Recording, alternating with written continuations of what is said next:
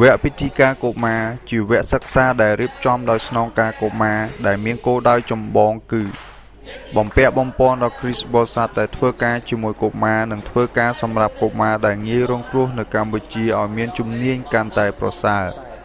ផ្លាស់ប្ដូរបទពិសោធន៍គ្នាទៅវិញទៅមករវាងសិក្ខាកាមនិងសិក្ខាកាមហើយសិក្ខាកាមនិងគ្រូនិងការអភិវឌ្ឍគ្រប់ជ្រុងជ្រោយទៅកាន់កុមារឆ្លងតាមការសិក្សានិងការព្យាយាមខិតខំប្រឹងប្រែងរយៈពេល1ឆ្នាំកន្លងមកនេះជាលទ្ធផលជាក់ស្ដែងកាលពីថ្ងៃទី10ដល់ថ្ងៃទី11ខែវិច្ឆិកាឆ្នាំ2010សិក្ខាកាមចំនួន44នាក់មកពីខេត្តពោធិ៍សាត់បានទទួលវិញ្ញាបនបត្រដោយជោគជ័យរីឯវគ្គបណ្ដុះបណ្ដាលនៅទីក្រុងភ្នំពេញឯនោះវិញមានសិក្ខាកាមចំនួន34នាក់ក៏ទទួលបានភាពជោគជ័យផងដែរ